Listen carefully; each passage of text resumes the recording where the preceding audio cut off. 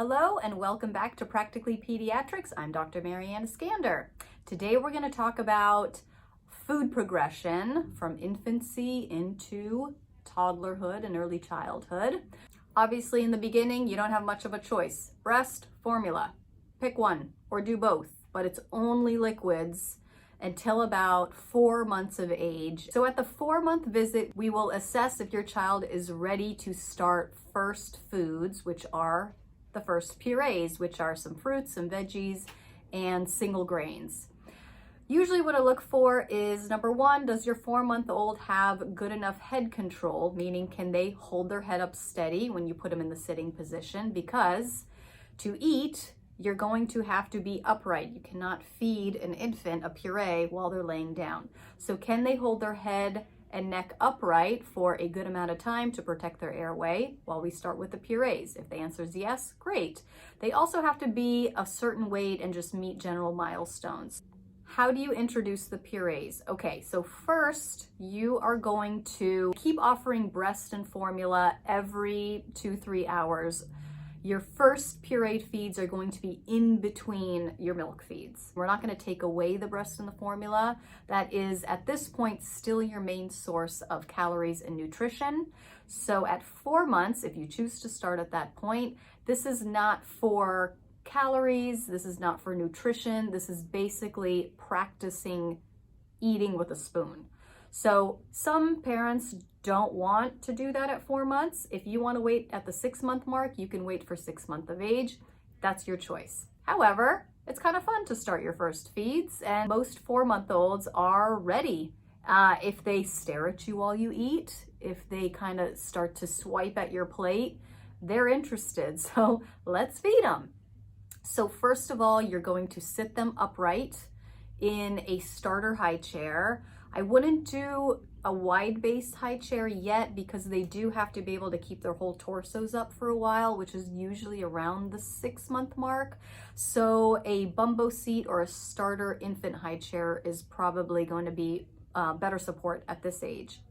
When you introduce the solids, we do not put the purees in the bottle. We want them to learn to eat upright with a spoon.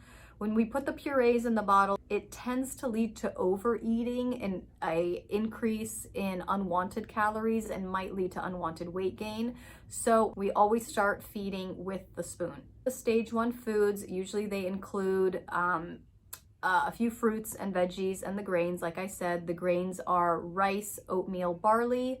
And the fruits and veggies include carrots, green beans, peas, apples, pears, avocados. So you have a good list to start with. You're going to start with one flavor at a time. So let's say you're going to start with carrots. You're only going to give carrots a few bites once a day for about 3 days, and just note any reactions, allergic reactions, vomiting. And then every 3 days you can move on through the first foods list. Expect your child to not really be into eating in the first few weeks. Your baby might scrunch the nose, they might turn their head, they might spit out everything they're eating, and that doesn't necessarily mean they hate it. This is the first time they've ever had a pureed texture and they are tasting something completely new. I mean, up until this point, they've only known breast milk or formula. Once they're really into it, meaning they are anticipating the spoon, they are leaning forward and opening their mouths, then you can go to 2 meals a day, and then by the time you've hit 6 months, you can be at 3 meals a day. Once you get through all the first foods and there's no reactions with any of them, then you can start mixing them together. I do get asked about baby-led weaning at this age. I don't know. It's not for me, but then again, I wasn't trained in baby-led weaning. I mean, I trained over 10 years ago now. It just wasn't in the curriculum. It wasn't really a mainstream thing. What I've heard about it honestly makes me a little uncomfortable. It doesn't mean it's wrong. It just makes me a little uncomfortable. I mean, from what it sounds like, it's like you're handing a 6-month-old like a lamb chop and just having them figure it out. I don't know. The figuring out process, might lead to a choking episode. I don't know. I'm just not comfortable with it. You do what's right for you. I recommend purees at this point. Okay. Don't come at me for that. So what happens after 6 months? So now by the 6-month mark, we have now shown that there are no allergies, or that there are allergies. You're gonna avoid those foods until you talk to your doctor about maybe introducing them again at a later time. Now we're gonna go to 3 meals a day. At this point, you might notice that your baby will naturally take less formula because they are filling up more on solids. Just keep offering formula and or breast milk every 3 to 4 hours and let them take whatever they take. For water, you can start introducing water at the 6-month mark. That is when your child's renal system is also developed enough to concentrate their urine.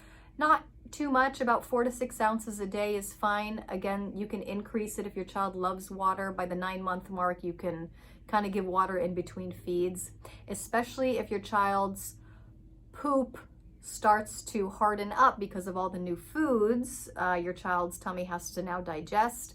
You can give enough water just to keep those stools soft. Once your child is about crawling age, they are ready for what we call table food. So at this point, it's kind of exciting because your child can now share a plate of food with you. By the 9-month mark, there are very little restrictions on what your baby can't have. Basically, I let them eat everything you guys are eating except 2 things.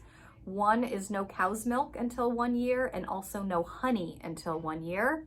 Everything else is fair game. However, there are some guidelines that you have to follow for safety. So number 1, the food has to be soft enough that you can mash it in between your fingers, or they can mash it with their gums. And the size has to be small enough so that they don't choke. Roughly the size of the first joint of one of their fingers, not your finger, one of their fingers. So it's roughly about 1 centimeter, 3/4 of a centimeter size if you're gonna cube things down. If it's chicken or beef or fish, you can shred them down and that's okay. The exception to that is if the food is quickly dissolvable. So you know they make those little baby puffs, Cheerios, and other cereals that are open in the middle, usually quickly dissolve. Those wafer crackers or teething cookies are exceptions. They can be bigger chunks because we know they're gonna dissolve quickly. It's not considered a choking hazard. So, because I said no cow's milk, that doesn't mean you can't give dairy. You can give soft cheeses and you can give yogurt. And when you give cheese and yogurt, we want full fat. The fat is really important still at this age. So go for it. I mean, we're talking soft fruits, think bananas or mango or like a really soft peach. Over steamed vegetables, you know, carrots, green beans, you can chop them, dice them down in little, really soft, mashable pieces. Pasta, rice, beans, eggs are fine. You can introduce peanut butter. The way to introduce peanut butter is obviously very smooth, no chunky peanut butter yet, but you can take a little baby spoonful and mix it into applesauce, and it blends really, really well in applesauce. And it is so delicious. You're gonna want some too. So spoon for you, spoon for your baby.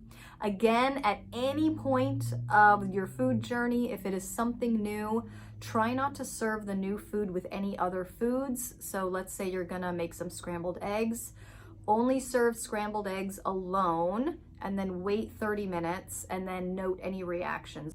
The other reason to now serve more diced food and shredded food is because we want to promote your child's fine motor skills with developing their pincer grasp. So around 9 months, they're going to be able to kind of rake with their whole hand and try to get it in their mouth.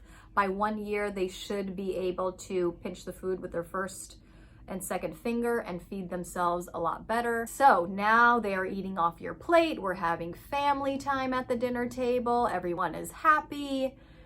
Then your child turns a year. Now, at the 1 year mark, your child can take everything. There's no more restrictions at the 1 year mark. You can also introduce honey, and you are now going to transition them to cow's milk or a plant-based milk. You know, if you are a non-dairy family, that's fine. It can be almond milk, soy milk, oat milk, goat milk, pea milk. I mean, you can milk anything at this point. So whatever milk you want to do is fine.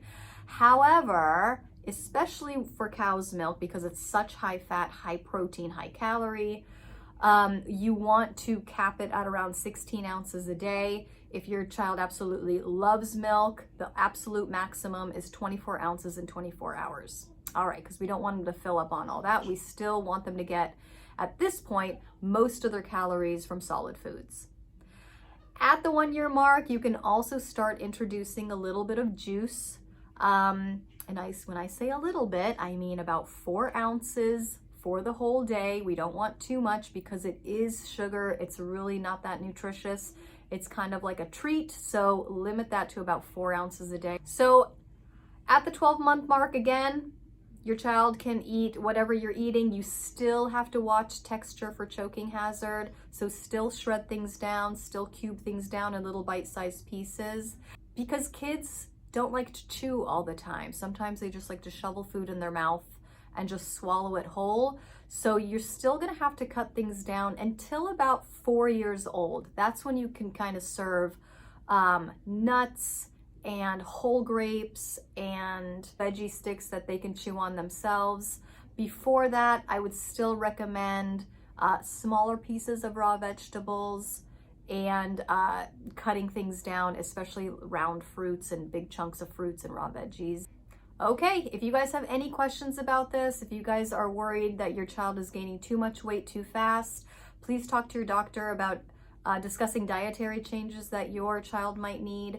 Also, if you feel like your child is not gaining weight the way you expect, please make an appointment with your doctor. We can definitely check those growth charts and see if we need to do any tweaks to your child's diet.